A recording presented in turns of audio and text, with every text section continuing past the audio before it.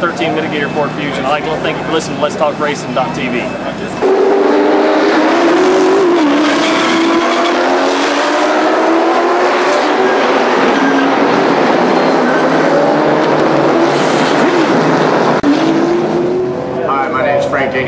Driver of the number 5 Kiker Motorsports Camry. Welcome to Let's Talk Racing TV.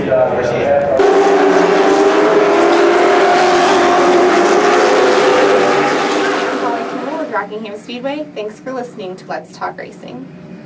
I'm Tony Peter, driver of the number 17 Toyota in the NASCAR Camp World Truck Series, and you're listening to Let's Talk Racing.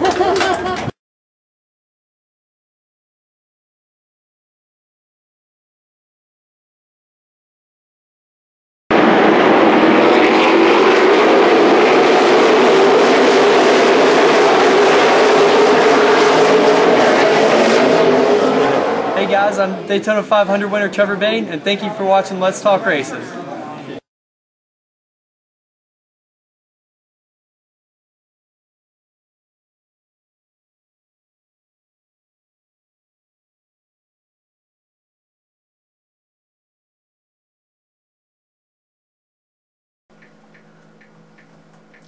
I'd like to welcome everybody to Let's Talk Racing. We have Scott Allen, Al Pearce, Jack Dodson, and myself, Roger Brehm, here running this thing live tonight.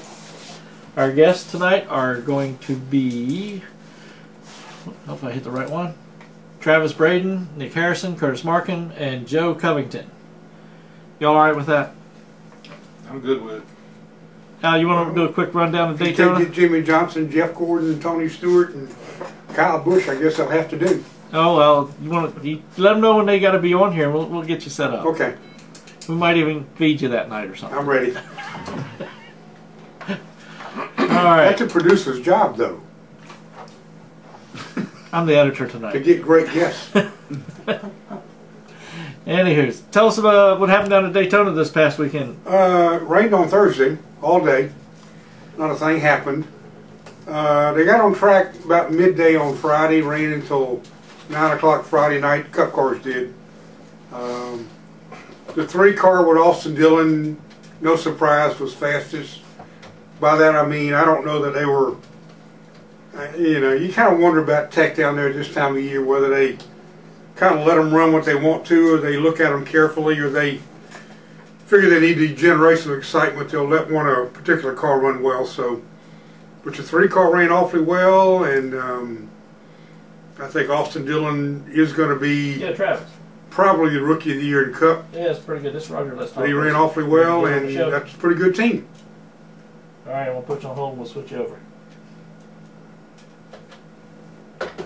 RCR was really strong during the. Yeah, RCR, all their cars. Yeah, Menard was good, and yeah, they were all good, and Newman was good. So.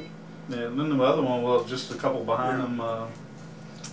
Brian Scott was good in the 33. Yeah. He was right. Yeah. He was a lot better than they had expected him to be. But you know, like you say, you don't know what you got there with him. So. Well, the thing about testing is, I remember many years ago, Tommy Ellis went to Daytona in January and just blew him away in testing, just killed him. Went back in February and couldn't get out of his own way. So I think his deal was he was trying to attract a sponsor, and they did some things that made him really fast in testing in order in that 5-week span to maybe get a sponsor for Daytona. But when he went back, he was legal and didn't come close to what he'd been running. So I never paid much attention to practice test speeds in January. Pushing the gray areas, huh? You want to go ahead and snag on Travis there? This is where the monkey can do it. Still remember how to do it? Almost. Travis, how you doing? Hey. This is Jack Dodson. How you doing? You got Roger Brehm, Al Pearce, and Scott Allen here tonight. And how's everything up in West Virginia? Oh, it's doing just fine. A little cold and a little wet, but other than that, it's all good. Did you get everything straight from last week? You know, you were going to be on the show last week, and you had a lot of stuff going on. Did you get moved in? Yep. Yeah, I mean, I'm in an apartment now, so I didn't really have to move in too much, but I had a ton of, once I got down here, first day of classes, I figured I had to figure out that I had a ton of books to get and supplies to go find and everything else. So, and plus I had some other stuff to take care of with some family things. So, yeah, I'm all good now. All right. Well, I want to say congratulations. I know you're the ARCA/CRA champion this past year. Tell us a little bit about your this past year. Yeah, it was obviously a really great year. We had the championship locked up with 2 weeks to go. That just really says a lot about, just how good we were throughout the whole season. And looking back on it, I think the biggest difference in this year and our rookie season, of course we did get the Rookie of the Year that year, but we didn't win a race, and we just weren't all that consistent. And I think the biggest difference was just what we had learned from the previous year and how we approached the year. We were really defensive, trying to conserve points and not wanting to take any risks in 2012. And in 2013, we pretty much went out and said, hey, we're just going to go out there every race and do all we can do to win, and the points will come. It's kind of common sense, but it's really pretty hard to do that sometimes, be in your mind to agree with you. But, that was our goal at the beginning of the year, to win as many races as possible. We won 4. We could have easily won, 7 or 8. So, and it really paid off. And even when we didn't win, we had good finishes because we were aggressive and we were qualified good. So, as a whole, it was just a good year. We didn't tear a whole lot of stuff up, so we're really happy. All right, now tell us a little bit about your background and how you got started racing and what all you've been doing.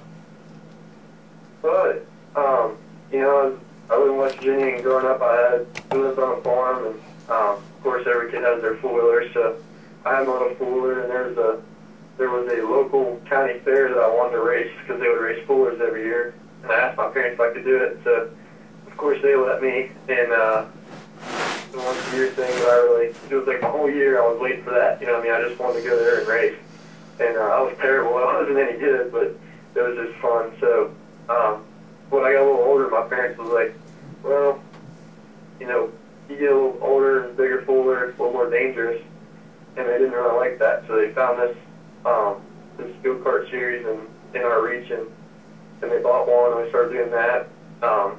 Did really good, and we moved going up, decided we would do the quarter midget deal, just because of how big it was at the time. There's a lot of cars, a lot of competition, and did that, did legend cars after that, just kind of kept going.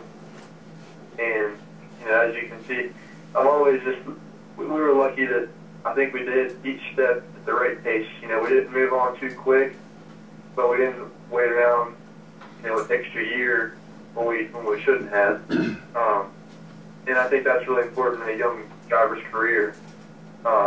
It's really important to get them ultimate success later on. So hopefully it pays off. Now, how did you get involved with the university? I know you're going to school at West Virginia, but how did you get them to get involved in your race car for the year? I knew some people that had told me that I should just basically reach out and ask them. So that's pretty much what we did. And, they thought it was neat. Some of the people that were in charge of the decision making, have heard of me, and they liked racing anyway. Call from Bob Rains. So they were pretty receptive of it. And, like I said, I pretty much, I didn't know what I was doing. I pretty much just asked them, hey, would you want to meet with me and talk about if you want to get involved in this? And I really didn't ask them for anything. I just said, in what way would you want to get involved? And, they come out with the advertising agreement. They came up with it. And we just kind of went from there. And, it's starting to blossom more now that I know how they want it to work between, what they want me to do here and there for appearances and stuff like that. So it's been cool. Hopefully it really grows the next couple of years now that I know how things can run. There's limitations to what they can and can't do, so I had to kind of figure that much out. But it's been a lot of fun, and of course, growing up in the state, and West Virginia University is kind of the centerpiece of the state, so it's cool to have their support. Now, where are you from in West Virginia? Wheeling, which is about an hour and 10 minutes from Morgantown, where I'm going to school. Well, I'm from Welch. I don't know if you've ever heard of that. Down near Bluefield? Say Welch? Yeah. Yeah, I mean, I've heard of it. I mean, as you know, it is pretty far away, actually. Yeah. Like, what, three or 4 hours, but, yeah, I've heard of it. All right, now, what are you in school for? Are you engineering, or what are you in there for? Yeah, my major is actually a dual major in mechanical and aerospace engineering. And when I first came here, my site was to do mechanical engineering, but WVU offers a really cool program where you can basically, aerospace and mechanical are one and the same, and then I think it's like one extra semester you can graduate with both versus just one or the other. So, mechanical was what I really wanted to go for, but I figured, hey, this is easy, it's only one more semester, I enjoy it, and it's also, aerospace and aerodynamics is something that's important in racing too, so it was a no-brainer to do both. All right, now you went down to Daytona for the ARCA test down there, and how did you like racing around Daytona? It was a lot of fun. I don't know if you remember or knew, I got to do it last year also, because last year they did it for the Rookie of the Year also. But last year they only wanted me to do single car run, and then this year they let us go out there and do a little bit of drafting. So, anytime you get that opportunity, it's really cool. It's something that I wish every driver could get the chance to do, because it's a lot of fun. It's just to do it once, you know what I mean? And I enjoyed it. It was a lot of fun. Hopefully someday it'll blossom into a race or whatever. So, but yeah, it was a lot of fun. So, well, I was going to ask Travis exactly where. Now I know the ARCA late model series is slightly different from the ARCA Menard series, I guess it's called. Well, where exactly do you race? Well, where did you race this past year? What tracks? Yeah, well, the cars themselves are just the straight rail super late model, just like a pass super late model down south, and so that's what it is. And we race. It's a Midwestern, basically tour. I would consider it a little bit further east than Midwest maybe, but Indiana and Michigan. We race Berlin, Winchester, Lucas Oil Raceway. Numerous other tracks in Ohio, and they do a few races a year down south. So I think the Watermelon Capital race is coming up, Speed Fest, in like a week or two, and they do the Nashville All-American 400s co-sanctioned. So that's kind of the gist of the region that we raced in.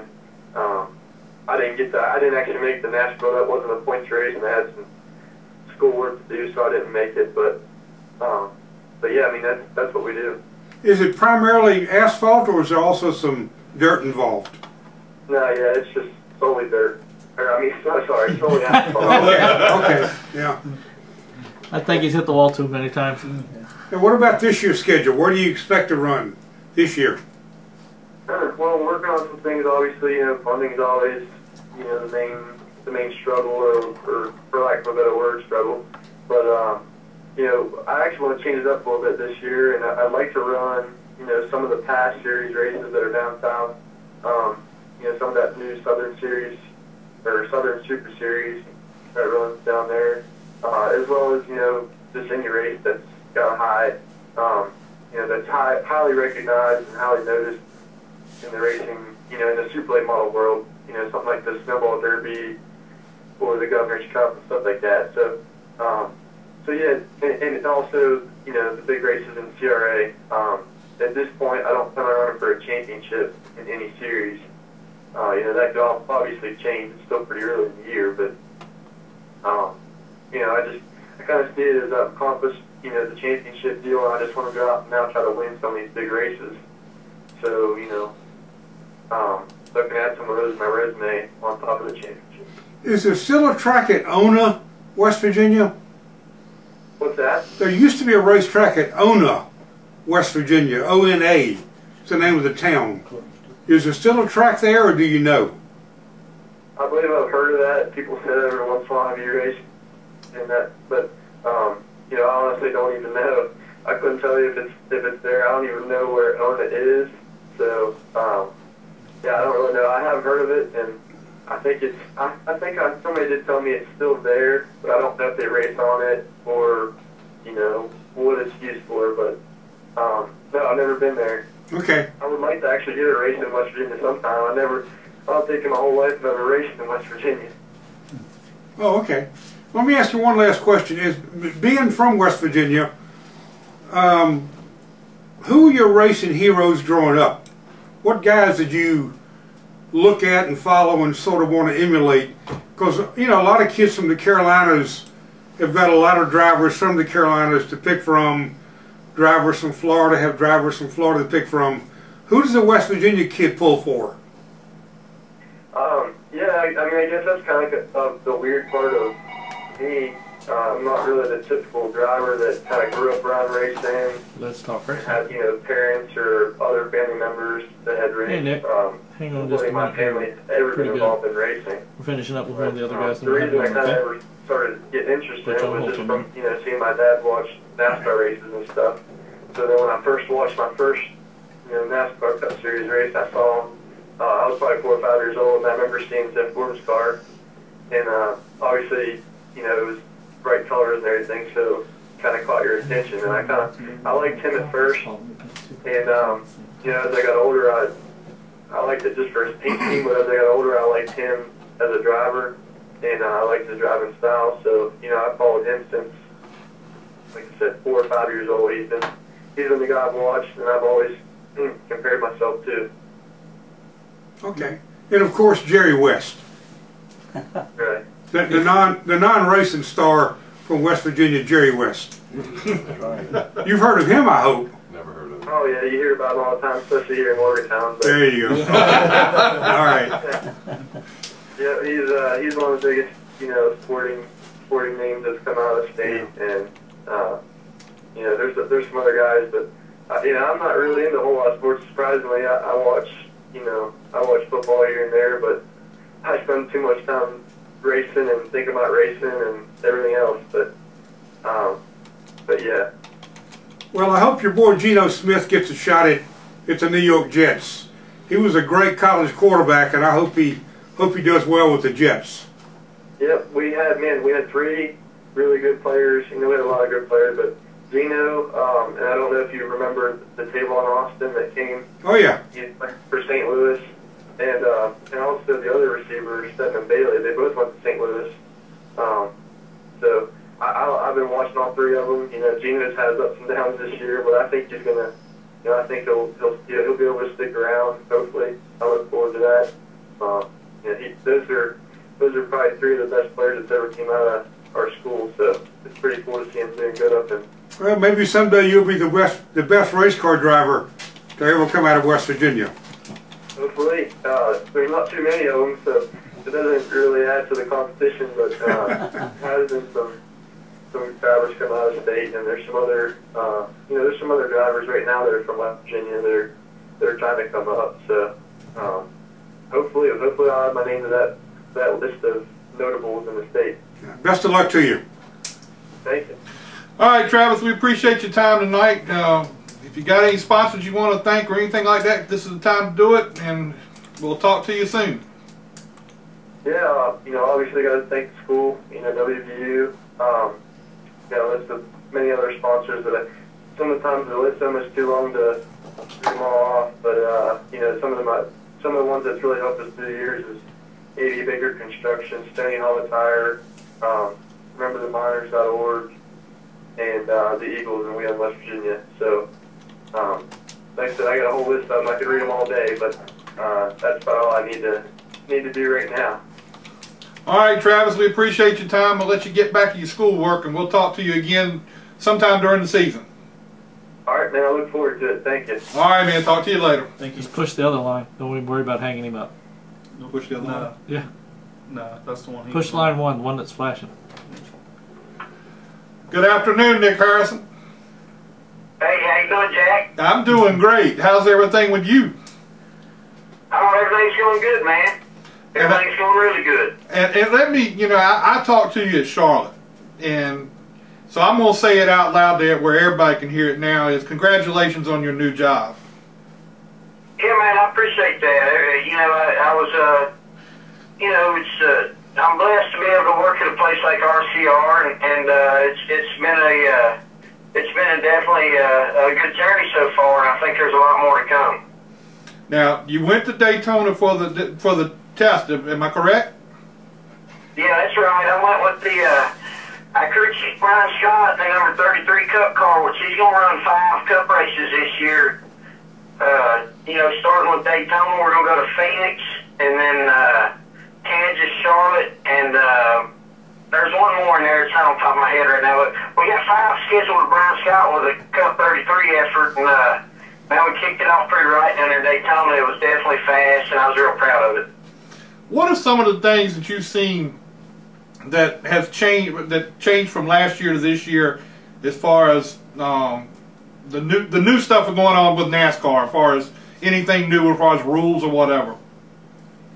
Well, you know, Jack, most of the rule changes are definitely going to be a bigger difference at you know, everywhere else other than the plate tracks. Pretty much the biggest difference this year with the rules package on the plate tracks is they actually put a 1/2 inch of spoiler on the cars. So Daytona, Talladega, the plate tracks, the rules packages isn't that much different. Now when we go to Phoenix, which we're going to run Brian Scott at Phoenix, the second race on the schedule, and there's definitely some big rule changes there as far as how the ride heights can be set after you leave the actual inspection process. They'll allow you to drop the ride height of the car, and you can pretty much, you know, there's no post-race inspection as far as car heights go. So there's still some heights that you have to maintain to go through the initial inspection process to check all the car's tread widths and cambers and rear locations, wheelbase, and you know, everything that they checked last year as far as the laser platform was concerned. But after you actually leave the laser platform and get ready to prepare your car to go on the racetrack, there's no ride height. When I say ride height, actually the car's splitter height, spoiler height, you can lower it down all the way to the ground or put it at any pitch or platform you want to, and then you go race. So there's a whole lot of development going into that, and we're definitely not, you know, we're not fully sounded on exactly what package we think is going to be. There's a lot of off-season testing going on, a lot of development work, a lot of engineering behind what we're trying to accomplish, and once we get a grasp on everything, it's new. Just like anything else is new, you have to work really hard on what you think is going to be best. But for the Talladega and Daytona, you know, packages as far as rules go, they just pretty much added a 1/2 inch to the spoiler on the back of the car. But going into Phoenix and the rest of the downforce races throughout the year, the ride height that they do not mandate after, you know, after and what you want to go run is the big difference. Now, what have you heard about the new qualifying procedures and stuff? Have they given you anything to say what's going to happen there at all? You know, I think they're still working on it. I honestly don't think anything's set in stone just yet. So we're all kind of sitting on the wayside wondering exactly what's going to happen. You know. Now with the height rule, is that going to make it easier for you guys to adjust the car, or is that something that's going to make open another can of worms, kind of like the bump stops and stuff like that? It's a huge can of worms. It's definitely a big difference. So, you know, going back to the engineering side of things, there's a whole bunch of guys working on every package, everything possible, just like every other organization, you know, that's going to be racing in the Sprint Cup Series. But you know, it's just a, you know, you're still allowed to run, you know, a certain style of shock stop along with some certain style height springs and stuff they allow you to run. But the ride height is the biggest difference. You don't have to be 6 and 8 frame heights, which has always been the rule. You can lower 6 and 8 has been the rule per the COT car era. before that, we had things, you know, raked up and jacked around, low for short track, high for downforce tracks. You know, so everything's evolved into, you know, it's still a 6 and 8 inspection through the laser platform, but then you can lower your frame heights. And man, there's nothing set in stone as far as what we think is going to be best. It's going to be a learning curve for us as well as the whole garage. So definitely all-out effort on trying to find what's going to, at the end of the day, make the fastest time on the stopwatch. And I think that's what we all chase, no matter what division you're racing, no matter what rules package it is. And I feel like we got a pretty good grasp on it. There's man, just super big support from engineering staff down to the fab shop, to the downforce experts, to the aero engineer. You know, the whole thing is just it's an evolving snowball rolling down the hill, and we're going to get bigger and better with the more data and information that we collect all along the way. You know, so I feel like working for an organization like RCR, we definitely got a step in the right direction, headed down the new rule package, and there's probably not a team in the garage that works any harder than my team, and I'm proud to be part of it. Yeah, and congratulations on the job over there. And what's some of the big differences between the 51 car and going over to Childress? I mean, I'm sure there's a lot more resources. Is it everything you dreamed to be it being? Yeah, it is, Jack. I mean, you gotta realize I have you know, teammates in Slugger and Gill and Luke Lambert that are there to, you know, doing the same hurdles that I'm doing. So you can always turn and ask your teammates something where I didn't have down at Phoenix Racing. And you know, I loved my experience at Phoenix Racing. Wouldn't give it up for nothing in the whole wide world. But in the Sprint Cup Series, you're racing against the Hendrick Motorsports, the Rouse Races, the Gibbs, the Michael Walters. Just a lot of manpower, a lot of engineering, a lot of money, you know, and it's a money-driven sport these days. And I'm thankful to have one of the, you know, thankful to have some of the surroundings that actually are able to attract some of the big sponsors. And I'm telling you, it's just it's a huge difference, you know, a mountain to a molehill, and it really is. But a race is a racer. At the end of the day, we all race a stopwatch. We race a stopwatch down there, down in Spartanburg with James Finch and Phoenix Racing, just as we do at Rich Childress Racing.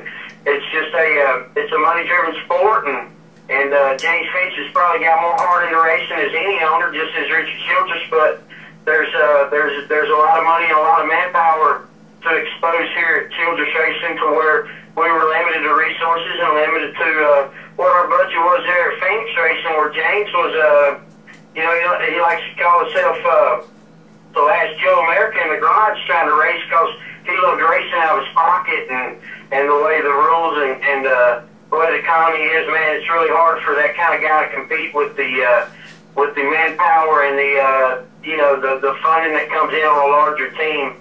Per se, the Childress, Rouse, Hendrick, Gibbs, you know, Michael Walters, you know, it's just a huge difference. And like I say, at the end of the day, the guy that's got 10 guys on his team, 15 guys like I did down at Phoenix Racing, we were able to bring home a few trophies here and there, but it just makes it that much harder, and you really have to dig deep and spend a lot of man hours and a lot of labor into just competing with these big teams. And now that I'm on a big team, you just have new paths that you go down, that you, as a crew chief, you have all the support. Now you have to go in and pull all your support together and pick out what you think's best out of what your guys are providing you. So where on a small team, you really have to use your engineer, car chief, crew chief, fab shop foreman, guys that are leaders on your small team as the same support, but it's just a huge manpower difference.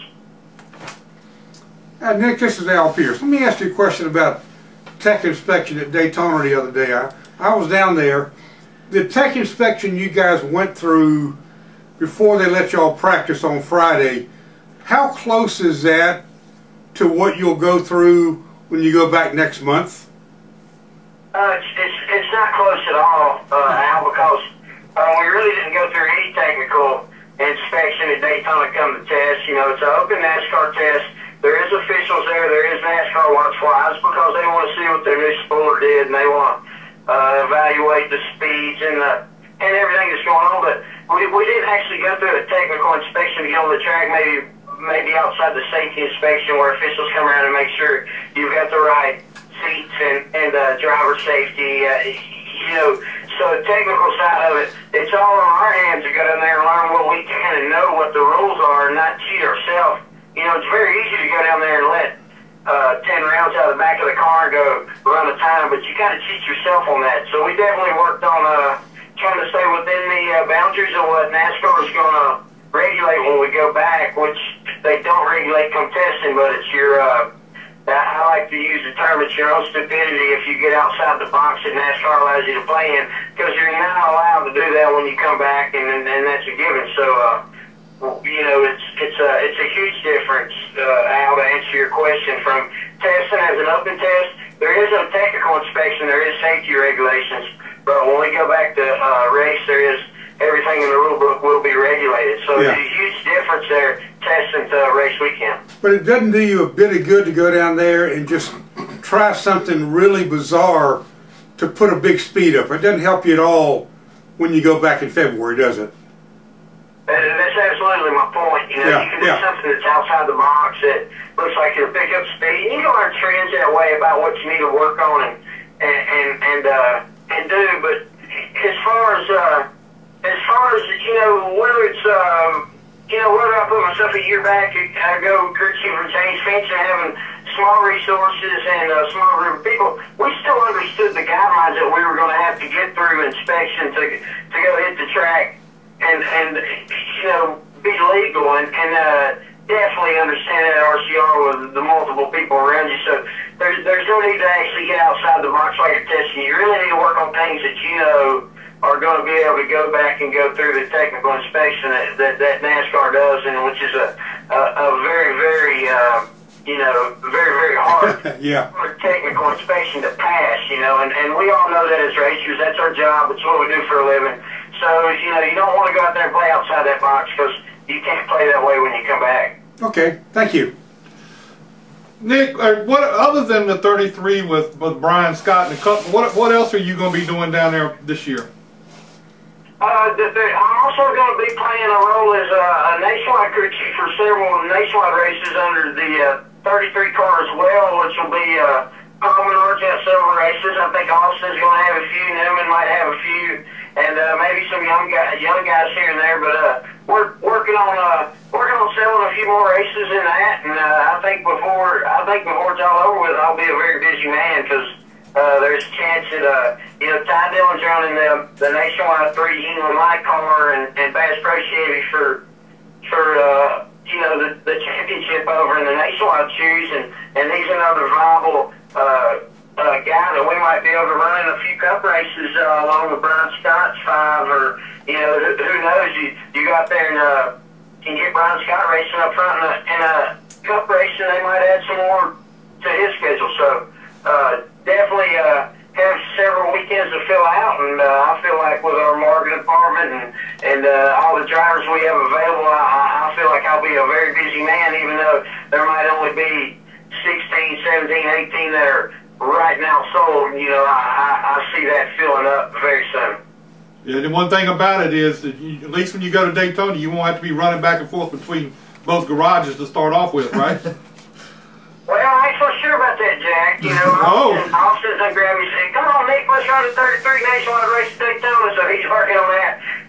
You know, I am when it comes to plate tracks, man. I love them, and if I have to run back and forth to have a chance to get 2 trophies that weekend, that means I'll be running back and forth. I'm not afraid of that, and you know my past. Yeah, I know how you operate with running back and forth between them garages.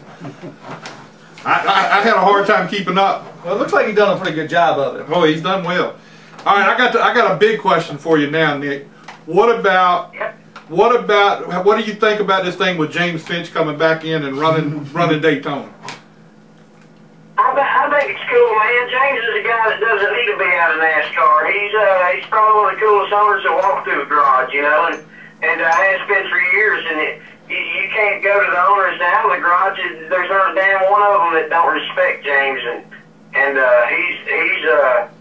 even though he sold out the Harry Scott race and a few things like that, I hope to see him race a little bit more, and I hope to try to be, you know, there might be some things that can happen with James and his what he does this year. That might even involve something with children. So we're working on several things, and I love James to death, and he's like a mentor to me, and it's been really good to me in my career as far as giving me opportunity and you know, overall, the biggest thing is making me a crew chief in the NASCAR Sprint Cup Series, and that's how I made my name out there. And I know that's James Finch and his Phoenix racing effort that I spent 7 years a part of, and he's somebody that I love to see in the garage, whether it's I got a part of it or not. He came down there for the test jack, and you can bet your butt I got up with him and went out with him one night, and that definitely happened. I bet you did, and I bet it was fun too, wasn't it? Oh, it was too cool. Probably too cool for radio. Okay. All right, Nick, we're going to let you go, and we'll talk to you again soon. And good luck to you at Daytona, and congratulations on your job. Yeah, I appreciate it. And Jack, anytime, man, I appreciate it. All right, man. We'll talk to you later. All right, see you. All right, man. I took that as well. So I put on the screen your overtime. He told you it was going to be 8:20, so. Yeah, it's going to be 8:20. Not for me, anyway. I'm hungry already.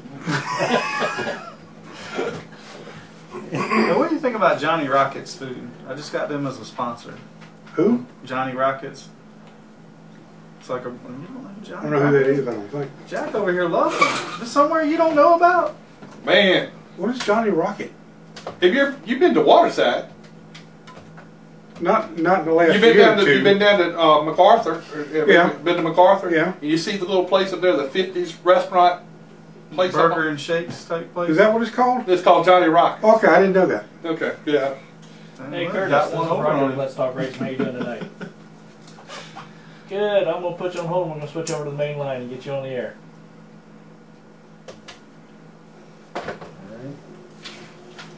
Go over there, monkey.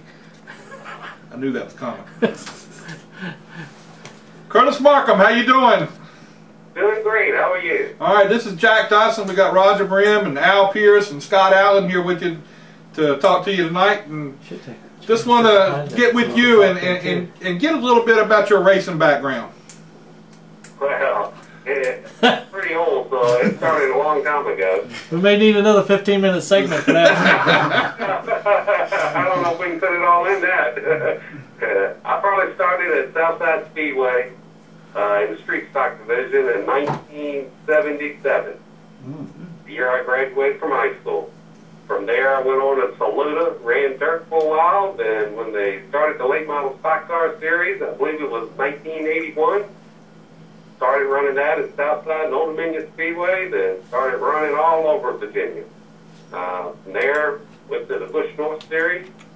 From there to the regular Busch Series, which is now the Nationwide Series. Along the way, I've run some truck races, cup races, ARCA races, and now I'm working at Joe Gibbs Racing. You got a long history and a long background. But that was a good short. Yeah, that was a good short. Wait a minute. Curtis. I fit it all in real quick there, didn't I? Curtis, this is your old buddy. Hi, Al.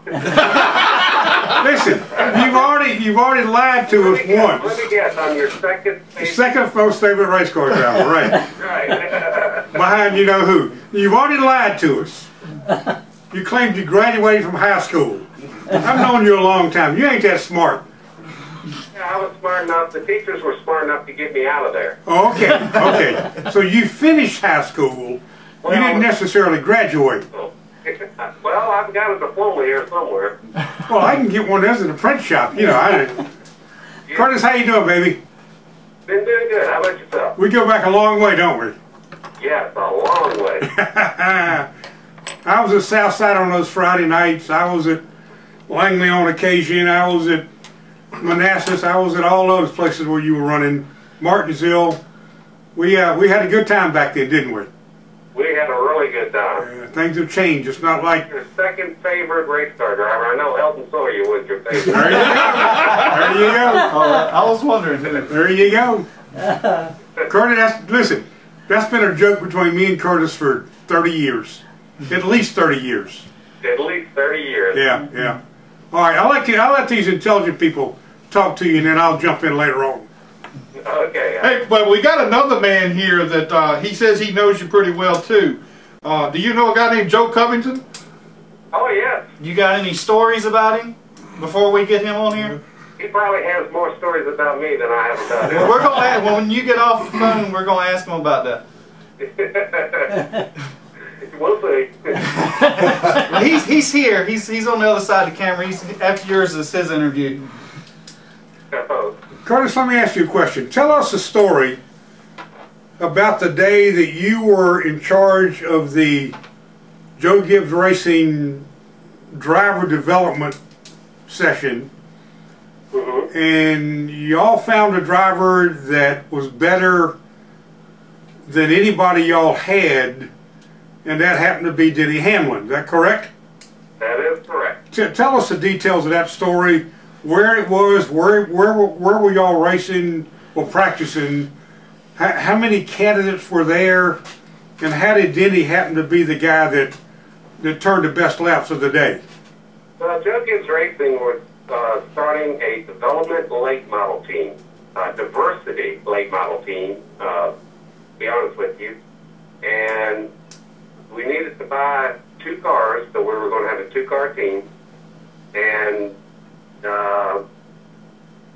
Steve D'Souza, who's the vice president of the operation. Now, what year are we talking about? Oh, that would have been 2003, probably. Okay, go ahead. I think.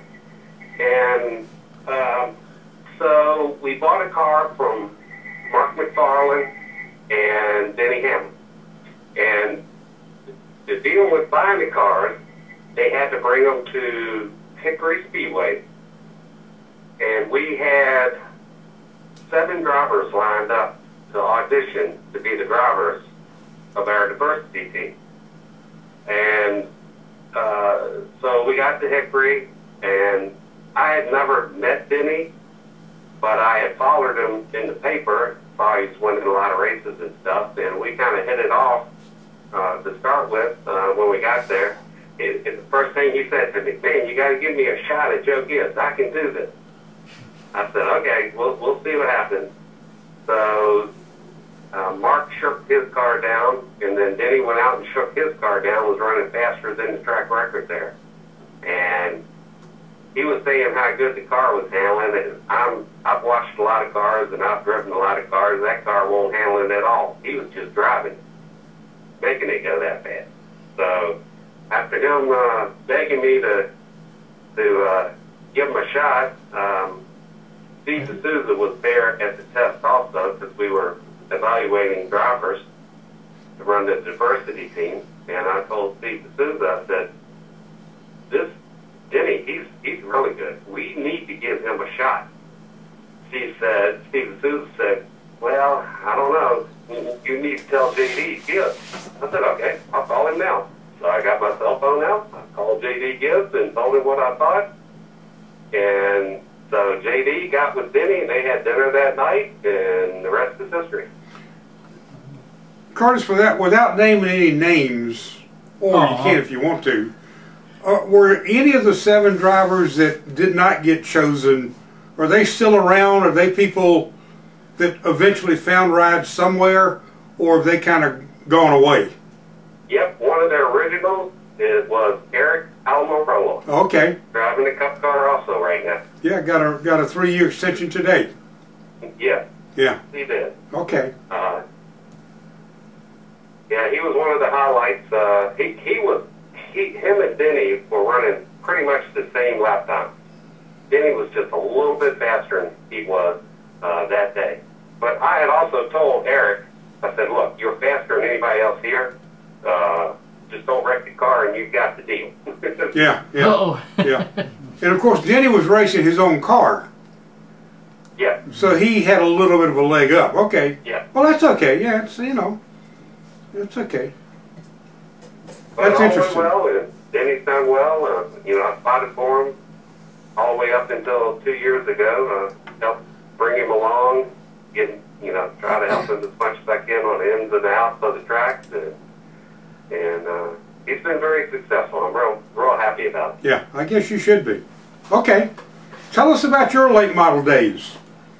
You won Martinsville one year, didn't you? Yeah, I've won Martinsville 4 times. Okay, I was gonna say a couple of times. I didn't remember that many. Yeah, it was 4 times. I actually won the very first late model stock car race they had there in 1985. Oh, okay. Yeah. So you won there 4 times more than my favorite driver. Well, I'm sorry. You gonna be okay? Yeah, I think so. Can't get over it. It's been a long time. We'll be all right. We'll be all right. We've had a lot of fun about that joke, hadn't we? Yes, we have. Yeah. Him and I have raced hard with each other and always respected each other for years. So, you know, I really like Elton myself. He's done pretty well in that sports car series. He's helping out, I think, Gary Nelson's team over there, Jim Francis' team. So he's had a pretty good career. Him, the last time I saw Elton was, I think it was 2 years ago when we were racing in Canada, because those cars were there racing before we were, and I talked to him a little bit. Oh, okay. Time I've seen him. You still live in Fredericksburg? No, I live in Mooresville. Okay, you're Mooresville. Okay, you've immigrated south then. Okay, that's good. Yeah, you know, here where the racing was. All right. You guys talk to him. I'll warn him out. Oh yeah. What do you enjoy being involved with the Denny Hammond Foundation races? Yes, I really do. I really do enjoy that, and it's for good charity. And you know, everybody needs to come out to that or donate to his foundation, because Denny does a lot of great things for his foundation. It started out kind of rough this year, though, didn't it? Or last year, I should say. Well, last year it did, but it's going to be all good now. Every time Denny gets hurt a little bit, he gets more focused when he comes back and does even better. So. No, I was talking about your Denny Hamlin race there with the carburetor. Oh, last year? Yeah, that was, they changed carburetors right before we went out to qualify, and that one wouldn't run at all. But for some reason, they wouldn't let us change it before the race. So. Yeah, I was there. It was kind of strange. We had to start the race behind the wall while they changed the carburetor, and we were 8 laps down when we finally went on the track. Does anybody still call you Bubba? Yes, a lot of people did. Okay. One last question from me. Now this is a serious question. I understand that the Denny Hamlin race will not be at Richmond this year. Oh. Yeah. I have not heard. That's what I've been told by Richmond Raceway. If you got any pull with him, I do know this, and I'm just going to make my pitch one time. The folks at Langley are basically willing to give him the racetrack. Give it to him. No cost, no expenses, and give him a check, give him the gate receipts, give him everything but concession money, which they'll use to pay their employees if he'll bring it down here. So I think Denny's been given that offer once already, but just to remind him, the folks at Langley will do just about anything to get it down here this year, since it will not be at Richmond. So anyway. Well, I will definitely remind him of that. Okay. I know he loves Langley. He talks about that a lot. Oh, that's where I first met him. That's where I first wrote about him. Yeah. So anyway. All right, Bubba. Good to hear from you again, buddy. It's great talking to y'all. Y'all behave, and everybody keep an eye on Al. Oh no. We're going to dinner here soon. They better watch me there. Yeah, make Al buy. Yeah, right. You don't know him that well, do you? When's the last time a newspaper man bought anything? Yeah, well, I don't know. Okay. See you, Curtis. All right, man. We appreciate your time. All right, thank you. Thank you. good deal. All right, now we gotta get Joe back over there now. Yeah, let me get up. Look. Now that was you were talking about earlier about getting good guests on the show. I got that one for you. He's good. Okay, so this is good. So 1 out of 3. 2 out of 4. 2 out of 4. Up over plays all over, Jeff. Man, I tried. I can't win with him. Hey, yeah, if you all you gotta do is try to get him to tell his Dover story, and I ain't for telling Dover story number 1. That's a classic. You can't not tell that one. I love that thing. I thought that was air. You're on. I'm on. Joe, we saved the best for last. That's right, best for last. So Joe, you come back to arena racing. I mean, it's kind of funny. You're helping. What's the kid you're helping? Did you even introduce him or anything, or Joe what? Covington? Okay. Just give us a little background about yourself. You know, give him the race resume. There we go. Old as dirt, been around. NASCAR, Cup Series, Busch Series, prior to Nationwide Series, arena racing, dirt track racing growing up, just motorcycles, everything. Everything. I like the picture you went in the inaugural arena car race.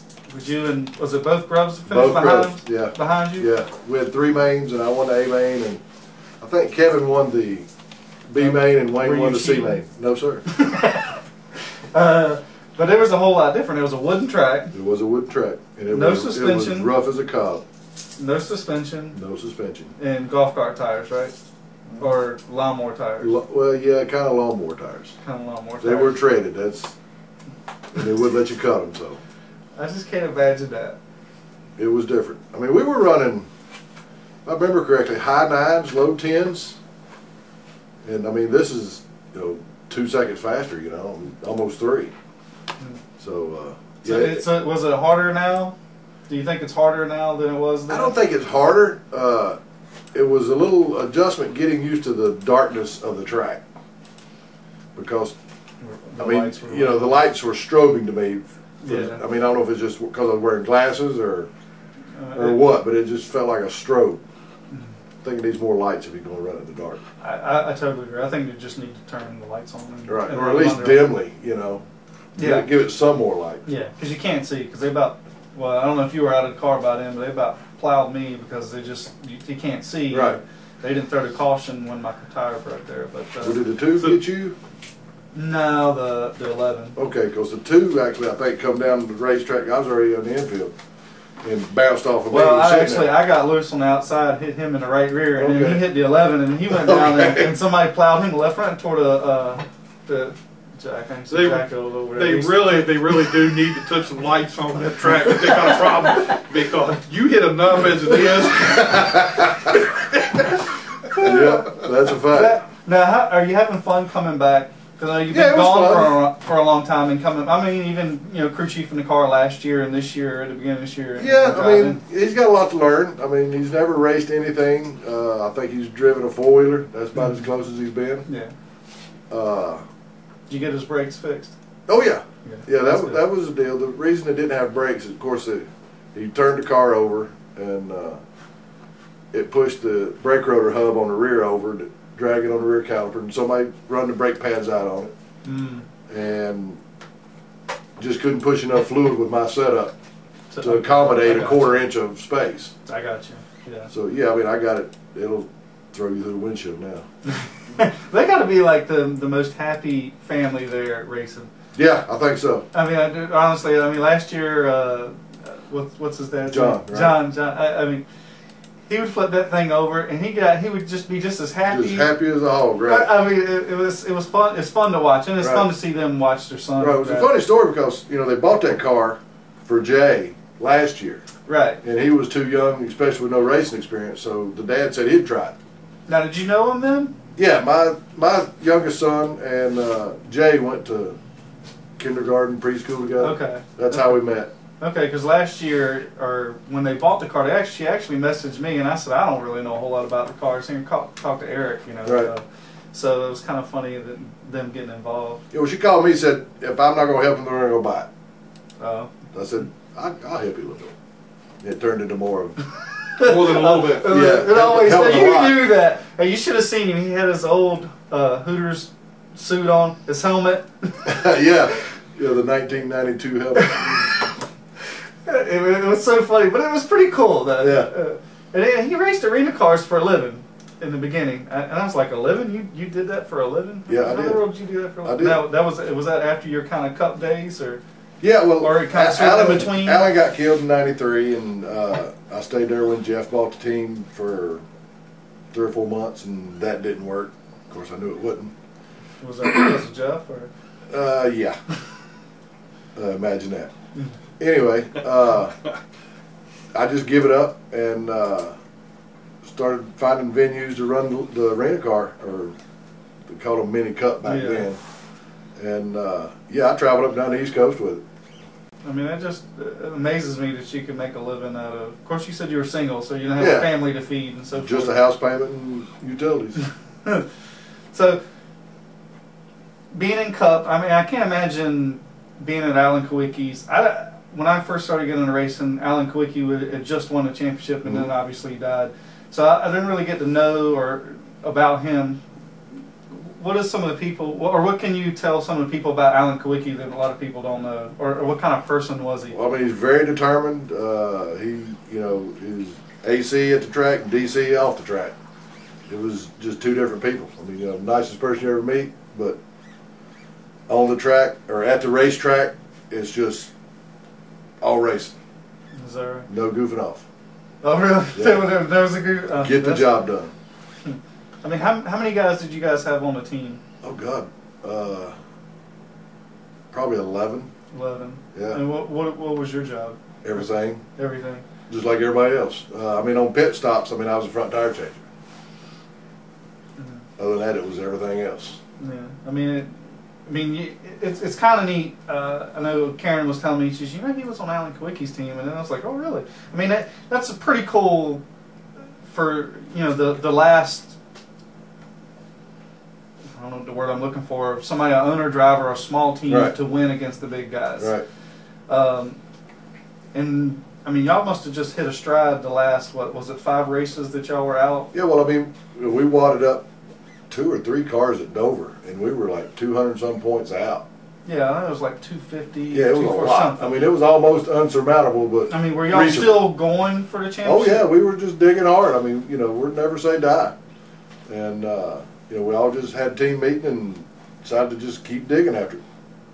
I mean, it took some help from Elliott and Allison, and we couldn't have just went out there and outrun them and won it. Of course, our bad fate, they benefited when they had bad luck. We benefited, and we come out on top.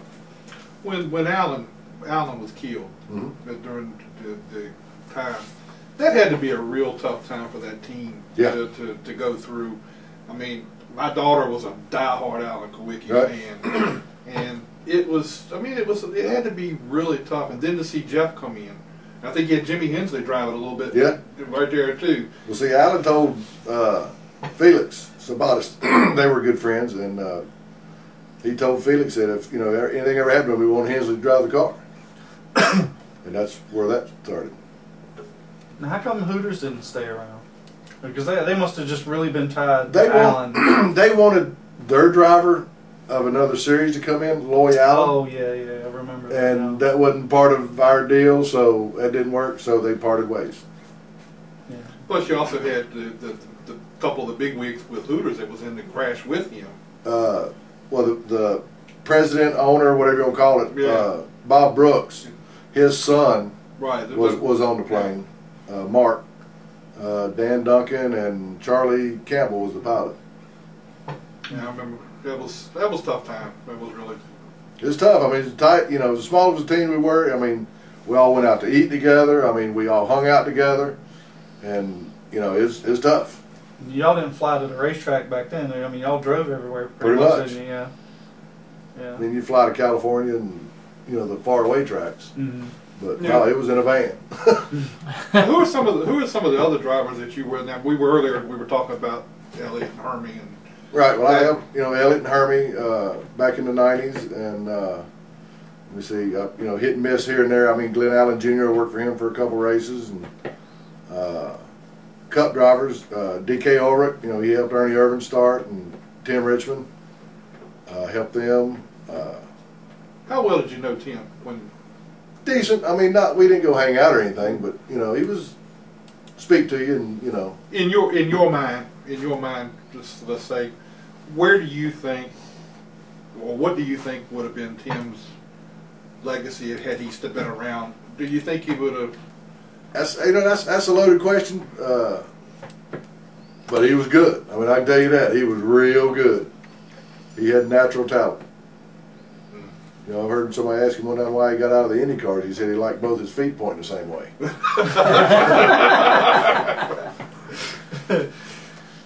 So, how many times have you been to Victory Lane in a Cup car then? And who have you been to Victory Lane with? Earnhardt and Kowicki. That's it. Oh, really? Okay. I thought you maybe went with Tim. No, he didn't win in that DKR. Right. Oh, okay. I mean, that's got to be pretty cool. I mean, I mean, to me, I would almost trade places with you. Some of the things you've done and been gone through, because I had a daughter come along, and just before that, I was thinking about trying to do it for a living. Right. And it was kind of funny because just at that time is when Harry Gant got out of the 33 car, and Robert Presley was in there, and they had a couple real bad stops at Daytona or Rockingham or something, and they put out in the newspaper they needed pit crew members, and they had a tryout Tuesday night and Wednesday night, and I was getting ready to go down there, and I thought, you know, how much you had to be on the road. I think in the advertisement you had to be gone 33 weeks out of the year, and that's when the schedule was 28 races. That's probably 20. very conservative. Yeah. You know, I mean, you can't imagine what it is today. Right. And I just decided at that time that I would Well, I mean, be back better then, off to raise you know, my daughter than be on the road Right. all the time. Well, I mean, back then, you know, it wasn't just a pit crew; it was everything else. Yeah. You know, now the pit crew just flies in on race morning and do your job and go.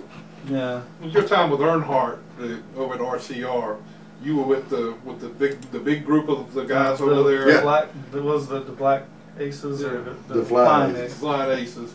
Junkyard Dogs, yeah. Chocolate Myers. Yeah. And what's the Kluka guy? What's his name? Scott Kluka. Scott, yeah. We had chocolate all a few weeks he was a piece of work. Yeah, Scott actually come after I'd left.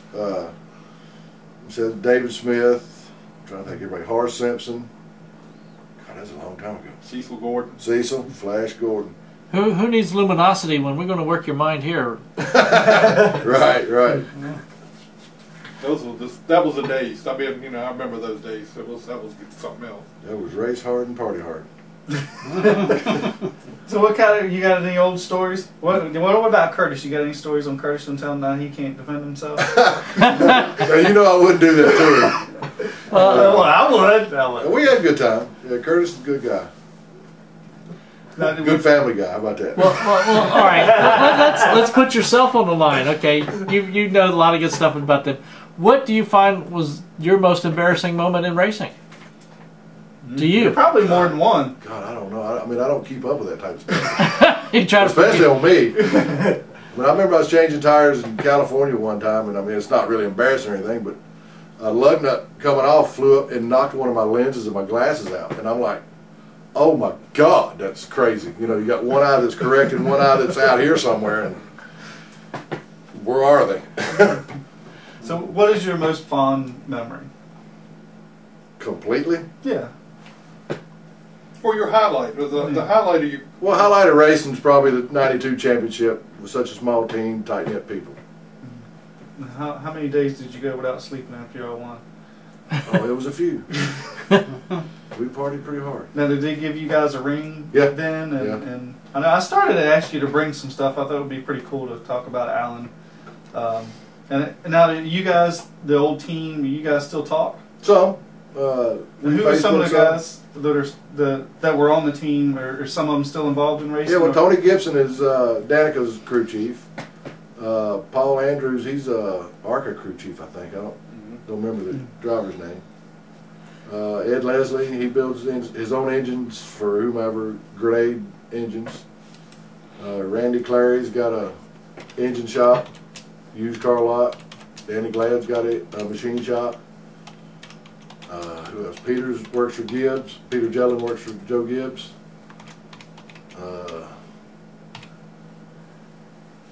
Danny Cameron, he's a used car salesman in California. You know, I mean, it's. Now, does your son get into racing? My son loves, which one? My youngest one, he loves it. No, I don't know. The only ones I see is the ones at the racetrack. Yeah, the one you know, the 9-year-old, he loves it. Okay. Are you planning on maybe getting him into it? He wants to. He wants to? You got to find somebody else's money to spend first. And you're sitting there going, Did you learn that from Alan? Use somebody else's money? That's right. Always use somebody else's money. That's OPM, other people's money. Yeah. Well, you're smart, dude. Now, you were saying about Tony Gibson working with Danica. Does he ever tell you what he thinks about her? That you want to share? We won't tell nobody. You know, you got to have faith in who you're working for. The girl's very talented, in my opinion. She just got a lot to learn. I mean, you come from a car that weighs 2,000 pounds or something that weighs 3,000 with bumpers, you know, or 3,500 now. Yeah, with a lot less horsepower. Right, a lot less traction too. Yeah. But yeah, I mean, she does good. I mean, of course, you know, Daytona and stuff, the super speedways don't take a lot of driving, just takes aero and horsepower. Yeah. But Martinsville, she'd come back and she'd finish like 12th or something. I mean, no, I think she was in the top 10. Wasn't she? I know she'd come back from. I can't remember. Is she a lap or 2 laps? I mean, right. Yeah. Danica, Martinsville. I mean, I understand the lucky dog deal. 12th. 12th. Okay. But yeah, I mean, she's good. Just it's a learning curve. Do you think they put her in too fast? I think people expect too much out of her. That's what it is. I think they expect too much out of her because she's such a big name, a big money draw. I mean, I don't know what they give her, but I'm sure it's pretty healthy. I mean, it's almost all season for Big Daddy or Go Daddy, rather. Yeah. Come on.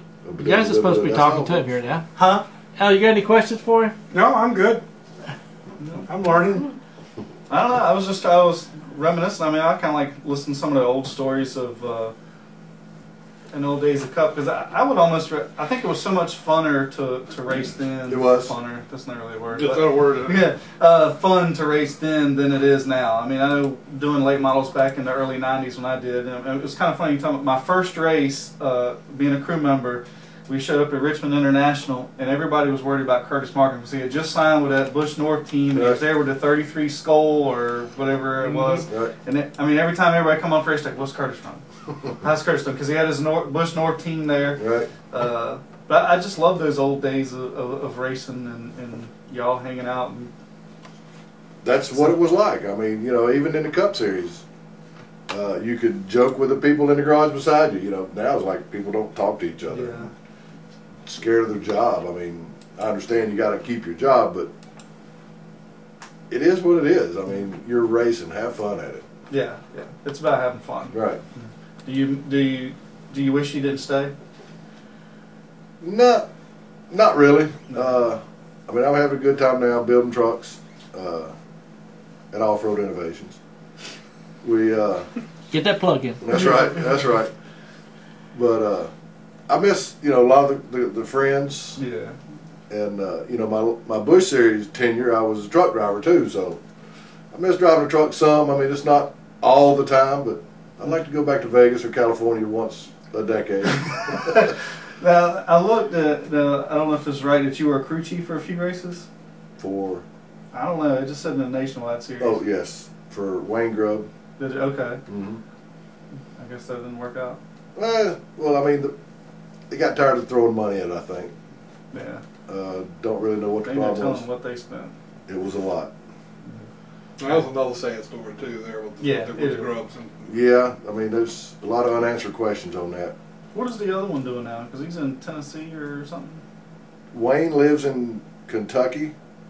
He works for the 27 Nationwide car, I think. They closed up because that was Curb. Well, no, Curb's still around, but it was Bruco. Bruco, that's right. Yeah, that was 37. That was the 37 in Kentucky. Yeah, they were in Central City, Kentucky. This place is in Nashville. And it might be Curb, but I'm pretty sure it's the 27 car. I thought last year, I didn't think they ran for some reason. Well, I hadn't seen him at the racetrack in a while. I mean, that's not to say he wasn't there. Right. But I hadn't seen him around in a while. But that was a tough time for them. Crew Chief Baker Kerr Racing. Go Canada. Go Canada Racing. Yeah, it used to be at Baker Curb. Okay. Yeah. Yeah. Somebody else bought it. Yeah. Yeah. I think it just got started kind of when I was starting to get out of the late model stuff. I have to shoot him a thing sometime, maybe get him to do a call in. I'm sure he'd love to. Yeah, that would be pretty neat. And they got a food sponsor on their arena car. Yeah. They got Firehouse. So subs. are you planning on running any more arena races?